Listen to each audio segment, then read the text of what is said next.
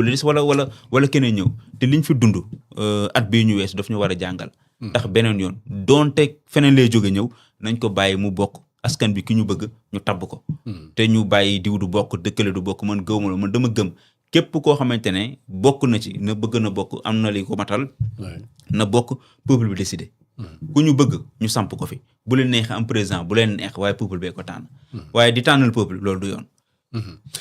du yoon waaye tripatouiller également les textes aussi du dëgg du yoon Tafa juriste nga. tey réforme bi naka la war a mën a amee ak lan nga gisee crainte yi nga xam ne opposition bi am na ko. bon opposition bi li Marvel di wax ni seen peur obsessionnelle et quasi irrationnelle moom moo leen jàpp ci wàllu Ousmane Sonko Marvel Ndoye c'est-à-dire que ni mu leen qualifié moom moo ci am solo au contraire Moustapha bu fekkee ni dañu war a modifier code électoral bi pour corriger injustice bi nga xam si ni moom la Ousmane Sonko dund te Khalifa Sall ak Karim Wade njëkk ko dund dañ ko war a def même bu fekkee ne dañ koy considérer comme une réforme personnelle parce que comme li ko Moustapha jafe jeunesse moo ci am solo s'il n'y avait pas ce fameux article 57 kon Karim Wade élection yële da ciy bokk kon Khalifa Sall day bokk ci élection yi te bu boobaa dina yàqal benn nit fii benn nit moo dem ba bind lu ay livre ni moom mii kat famille guerrier la bokk te li muy doon guerrier lool fitam may ko mu jàkkaarloog mbër bu mat mbër ci élection muy Macky Sall li muy am fit jàkkaarloog nit démocratiquement dem jongante ji fitam moom yeggul foofu moo tax il a toujours tripatouillage bi ngay wax des textes pour éliminer des candidatures gênantes bu jubee élection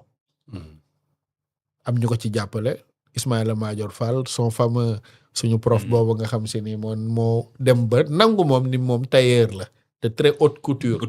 waaye li muy taillé lépp amul lenn lu ci démocratique te bokkul ak principe yi nga xam si ni moom lay jàngalee nit ñi droit constitutionnel au niveau de l'université Cheikh Anta Diop lii Macky Sall la ko fi andi boo xoolee gis nga révision bi ni loi wu 2023 16 du 18 août 2023 c'est Macky Sall qui l'a fait 2023 la journal officiel bi précisé nañ ko donc yii yëpp tey non bii sax mooy mise à jour bi dafa bu ko jiitu parce que bii tey bi ñu def loolu voilà merci beaucoup sëñ Moustapha mais Moustapha révision bii nii ñoom bi ñu demee ba def seen fameux dialogue boobu ba Khalifa Sall déclaré woon naa bokk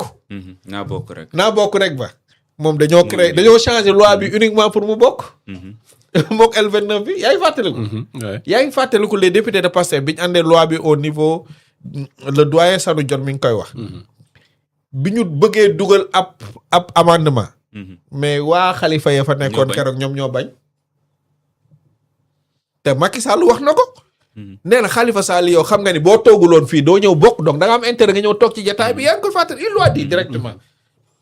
donc nan lañ mën a demee ci élection un candidat di am droit di choisir ci yeneen candidats yi kan ak kan moo ci jàkkaarloog moom loolu c'est injuste beneen affaire mooy Moussa on va faire un peu du droit dans la rigueur des textes la perte des droits électoraux mooy droits civils yi et politiques seul un juge moo ko war a mën a prononcer warul nekk une constatation de l'administration à la suite d'une condamnation. À la suite d'une condamnation. Et c'est pas toutes les condamnations moom mooy entraîner automatiquement la déchéance des droits civils et politiques. Le juge daf ko war a mentionner dans la condamnation comme ce fut le cas avec Marine Le Pen par exemple. Marine Le Pen du gis nga ko problème bi. te la déchéance nag yi ngay am ci say droits civils et politiques mënul nekk loo xam si ni dafay nekk lu illimité dans le temps. Ça doit être toujours encadré. mais ñoom façon bi ñu ko defee nii c'est une constatation non seulement administrative benn mais beneen bi mooy yëpp day dugg ci durée wu 5 ans parce que 5 ans ngay perdre sa droit électoral boo xoolee au regard de l'article L29 par rapport ak yenn infraction yi wala yenn peine yi mais liiral article L29 Moussa yow Abdou Khadre est-ce que tu trouves normal que ku ñu tëj pour 3 mois d'emprisonnement sans sursis ou une peine d'emprisonnement avec sursis supérieur à 6 mois da nga war a perdre ses droits électoraux loolu ban logique la am. amul benn sens. c'est-à-dire que lii mën nga mbëkk nit. ci circulation bi te tayoo ko mu dugg ci situation bi. mën nga def loo xam ne si ni tey c'est pas du infraction boo def rek mais par inadvertance subir nga infraction bi ñu condamné la uniquement pour lii nga dugg ci mais loolu dafa nekk lu injuste te lii moom moo créé problème yi nga xam si ni am na fii yëpp parce que benn nit moo nekkoon ci ab pouvoir dem ba yaakaar ni état bi moom instrument la bu mu war a mën a utiliser pour di yëngal di ko defee comme nu mu ko neexee te loolu ñun ñëpp dañ ko war a bañ maintenant opposition bi comme ni ko Moustapha waxee bu fekkee ni ñoom dañuy takk tubéy comme ni ko Ousmane Sonko di ko defee dañ am fit seen ñeme Ousmane Sonko warul yem ci ay plateau de télé man fii rek laa gis ñoo xam ne si nii doo leen mës a dégg ñu ne kii ñoo ko mën ñoo ko ëpp doole ñoo ko gën a populaire ñu la nit ñi gën a bëgg ñun ñoo gën a convaincre ay nit ñoom ñëpp seen benn espérance la ñu am waa ji disparaître sur le champ politique pour ñu mën ko def looloo waraloon bi mu feebaree sax am na ñu fi nekkoon ci ñoom di ko yéene mu ñàkk a jóg ci feebar bi mooy bi muy def grève de la faim lii nag ça dépasse l'entendement dafa dépasser carcan rigide yi nga xam si ni moom la nit di xalaatee lu rationnel si vous êtes aussi courageux que lui ayez la dignité de l'affronter moom li mu ñeme moom ba jàpp ni ba mu demee ba jekku Macky Sall mënoon a génn def benn claquement de doigts Macky Sall ñàkk pouvoir am mu delluwaat biir këram ni nañ ko bàyyi mu yeggale ñu bàyyi ba élection jot ñu dem jàkkaarloog moom gagné ko yéen am leen fit boobu ayez ce courage là am leen jom jooju parce que ñàkk jom weesuwul ngay fëgg dënn ci sa kanamu moroomu góor ba pare ni ñàkk ni yow fii ba àddunay tukku ñemewoo jàkkaarloog moom ci kanamu arène bi ngeen taxaw jàmmaarloo loolu du jom du fula du ce n'est même pas des valeurs sénégalaises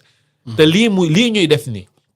pour terminer Abdou Khadre parce que c'est une injustice qu'on doit réparer et une bonne fois pour toutes parce que waratuñu may tey un gouvernement mu am possibilité di def une sélection à la part de l'élection à la place de l'élection parce que l'élection appartient au peuple ça n'appartient pas au gouvernement parce que bu ñu xañee nit mu bokk xam nga ñaata droit lañ ko xañ ñaari nit lañ xañ droit moom droit bi mu am pour nekk un candidat parce que loolu c'est un droit constitutionnel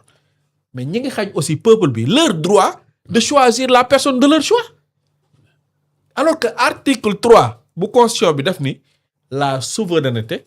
appartient au peuple qui l'exerce par l'entremise de ses représentants léegi ñun peuple bii ñun ñu xañ ñu droit ñu bañ a tànn ki ñu bëgg kon ñu ngi xañ droit constitutionnel boobu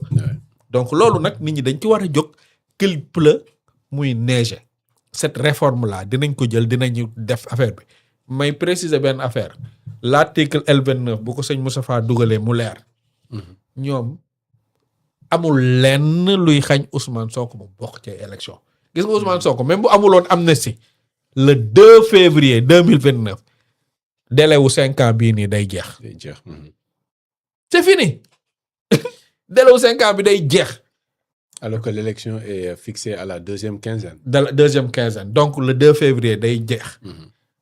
5 ans yi day mat sëkk ndax le 2 février lañ ko condamné woon fii. 2025 te 5 ans la condamnation war a mel. entre temps gis nga amnistie dugg nañ fi. te ñu ngi jëm ci vers la révision et on verra ci révision bi parce que toutes les conditions sont réunies pour que bu ñu demee ci procès bi Ousmane Sonko amaat dëgg bi nga xam si ni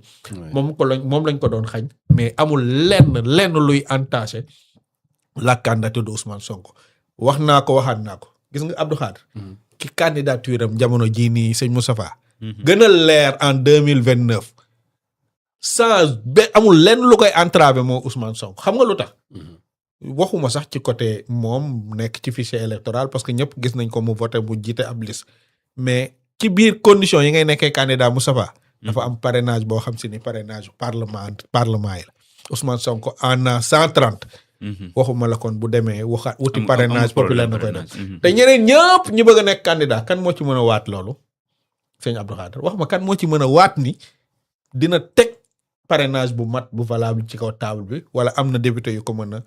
porter candidature am daat koy parrainer mu mat ku dul Ousmane Sonko ñamee ko wala des élus te élection yi ñu jëm dinañ wane ni élus yi gis nga nombre bi dafa xaw a bari pour nga mën ko am les élus locaux 125 kan moo ko mën a am keneen ku dul Pastef bu ñu demee ci élection yi parce que ñu bari danañ ñàkk seen poste man maa la ko wax fii donc nit ñi nañu bàyyi caaxaan nañu ñeme du da ngeen koo ñeme ci kàddu ñeme ko ba bu defee conférence de presse ngeen def conférence de presse du da ngeen koo ñeme ba bu bindee ngeen bindu tontu di wax ay waxu picc mais ñeme leen ko ngeen wàcce ak moom sur le terrain loolu moo ci am solo. loolu moo ci am solo merci beaucoup Moustapha Camara jërëjëf Moustapha Mbaye jërë ngeen jëf yéen itam mbokk yi on attaque la deuxième partie oui de cette émission le débat ñu daal di ñëwaat ci plateau bi.